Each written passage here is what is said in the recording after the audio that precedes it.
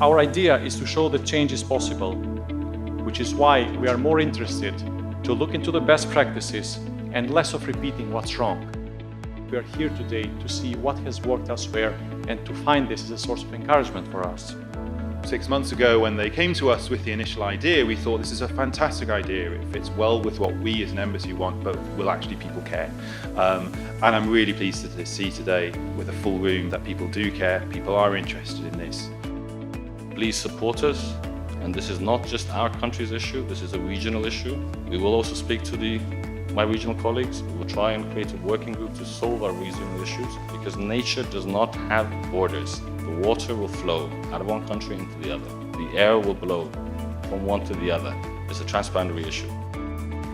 There has to be a concrete and concise policy-making process and implementation above all, which includes very much the civil society organizations, the workers and the trade unions, as well as the academia. So in order to do that, join now. Take action locally. Talk to your mayors, talk to your representatives, political one, talk to the NGOs and like-minded people or different-minded people. We need all perspectives from all stakeholders. From my experience, going to conferences such as this one and engaging with a wide group of people is crucial to this exchange of ideas and to push forward the environmental agenda, both on the legislative front and also the pathway of litigation. If you want to achieve or facilitate or start a really truly deep change in a society, no matter how small it is, it's a very small island I'm talking about here, but you actually have to directly work with that community. Because very often with environmental issues, it's too far away from us. It's our lives at stakes, but actually it's somewhere else, right? So there is always this point that we touched with the morning presentations. It's actually, why am I a stakeholder of this? Why should I invest my time, resources of any kind, money sometimes even, to actually invest them into that issue, as opposed to, having drinks, coffee and going out with my friends. The most important one is to always act locally. So you have to convince local community to act to get any results. And also you have to speak in the manner that makes sense to them and that they will understand. Very important thing is to awake love for the environment from the nature that surrounds them. So the current project that we are working on is a project with high school students and promoting the idea of green careers as future employment options, showing them that environment protection is a matter of any sector and that they can have prosperous careers in this. It is extremely important to understand the context of the environment in which you are working, to understand the individual student and how to approach them, because not everybody has the same approach or same level of understanding. So it is very important to take each project individually, analyze it, and then form a solution according to that.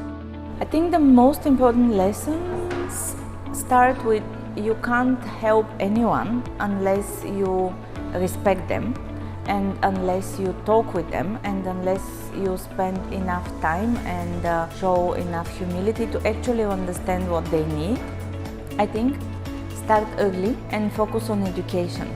We've been through this for so many years that we now know legislation and policies are very important, but unless the culture of people changes, their minds, their beliefs, values, their behavior, unless they don't change their perception about what should be done for the nature, for the environment, nothing changes, because we are humans and we always will find a way to go around certain law.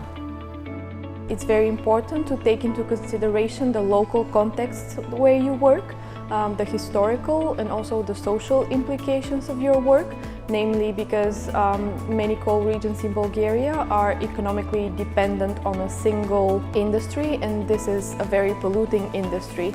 This puts people in a very bad situation because they have to choose between having a job and breathing clean air, between having hot water in their home and breathing clean air.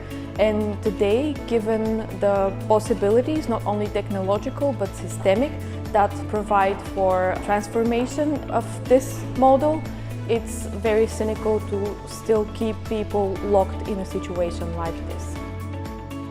we need to be very well connected, and what we need to work on very much is still the sustainability and the health of our democratic societies, because nothing can happen if we're not free to explore, research, name the facts, namely the health impacts of certain polluting industries, and see what the possibilities are to change that.